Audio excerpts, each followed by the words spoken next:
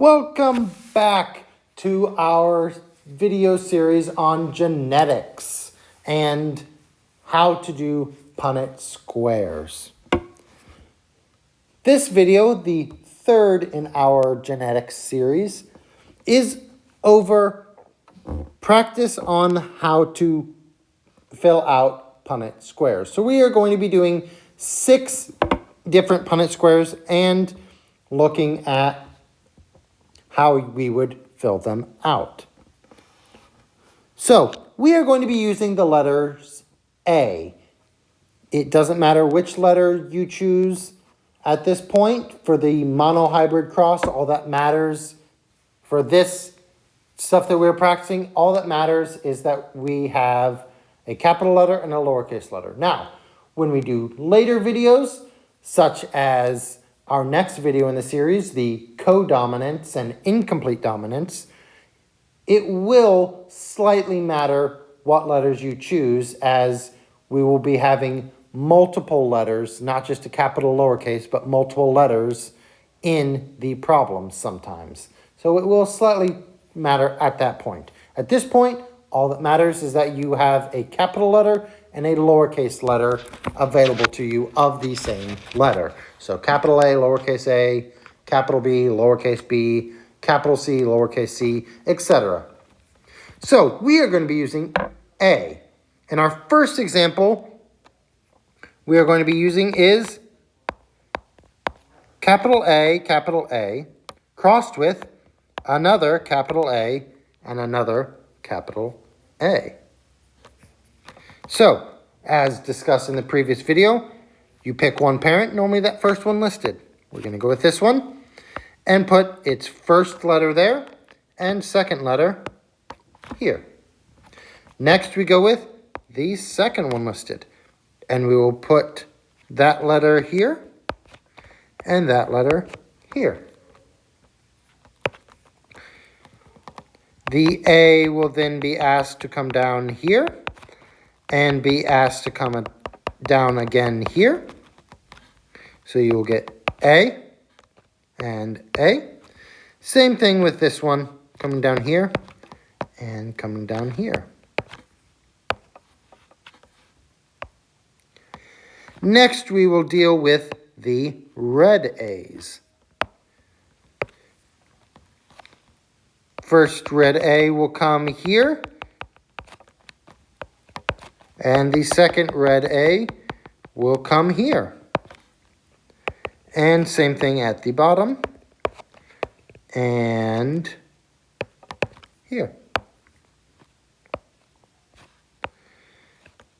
So what that gives us are these 4 possibilities of children. Oh, I accidentally erased that first A. Since they all share the same letter in the parent side, of course, all the children will also share that A. And you will have a genotype ratio of 100% AA and a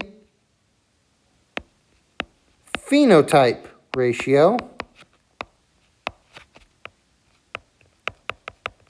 of 100% whatever we chose to do. If we chose hair color, it would be 100% dominant. So we can say 100% brown, for example.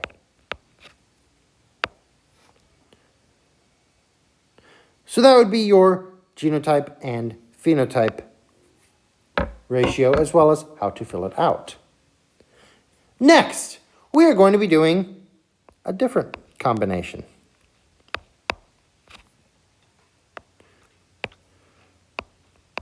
We're going to be doing capital A, but this time mixing it with lowercase a. Both homozygous, but one is homozygous dominant, which would be the capitals, and one is homozygous recessive, which would be the lowercase. And the same as the previous video, everything on top comes down, and everything to the side gets pulled across.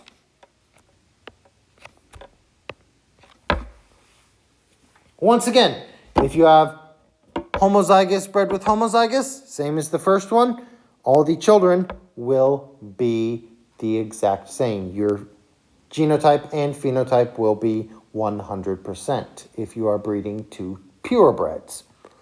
That is why it's important for animals that you know if they are purebred or not, because then it is much, much simpler to predict what the children will also look like. Our third practice is going to be capital A, lowercase a, mixed with lowercase a. So now we have a heterozygous, in that there are different letters. We have a capital A and a lowercase a. That would be heterozygous, different forms of the letter. And then the homozygous recessive, both lowercase a. When we bring it down, the capital A is brought down, and the lowercase a is also brought down. Now we go to the side. The A's over here are brought to the side.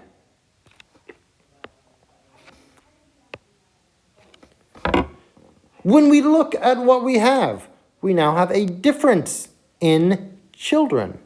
We have a capital A, lowercase a capital A and lowercase a. That would be 50% a capital A, lowercase a, but also 50% lowercase a. As you can see here on the right side, we have 50% lowercase a. So when we look at phenotypic, half of them would show this capital letter.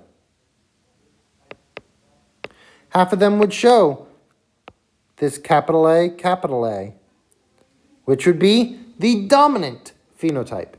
But half of them would also show lowercase a, which would be the recessive. So it would be 50% dominant, 50% recessive for whatever we chose to make this. Eye color, hair color, attached or detached earlobes, anything we wanted to choose and make it.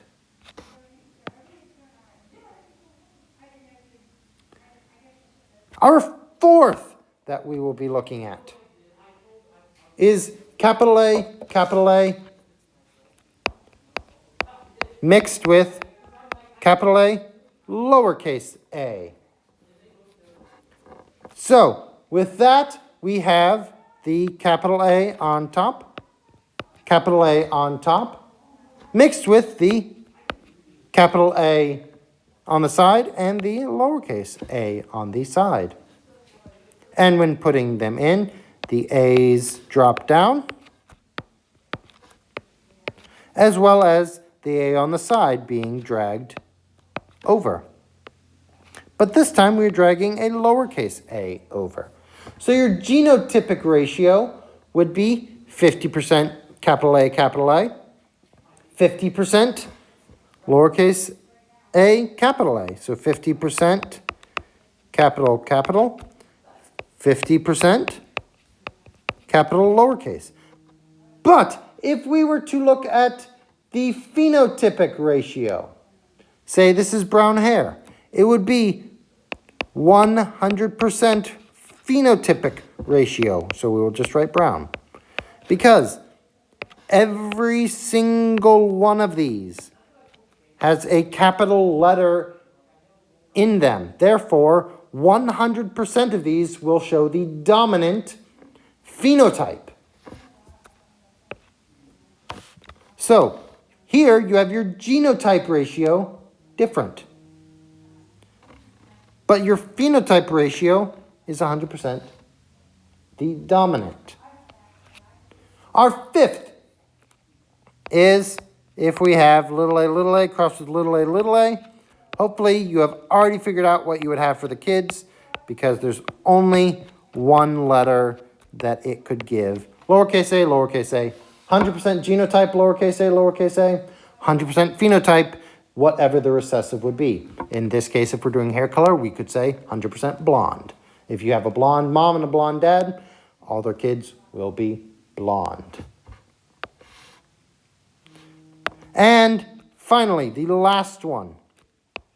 What happens if you breed two heterozygous? Well, you have capital A, lowercase a, capital A, lowercase a. A, A.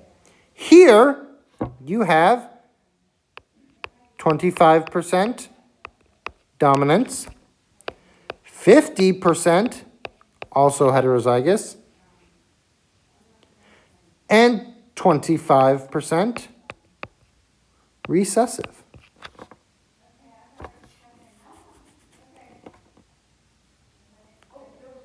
So, what would our phenotype look like? Well, if we're doing hair color, our phenotype would be 75% brown, because you have capital, capital, capital. It would show the dominant allele, the dominant phenotype. But it would also be 25% blonde, because you do have one square that is lowercase a, lowercase a. If there is no capital letter, you cannot show that dominant allele, that dominant phenotype. So hopefully these 6 examples help you understand how you would look at doing a Punnett square. For our next video, we have codominance and incomplete dominance. What happens if you have more than one of these alleles that is dominant? For example, what happens if you have, instead of just capital A, lowercase a, what happens if you have capital A, capital B, and lowercase a? Both the A and the B are capital. Both are dominant.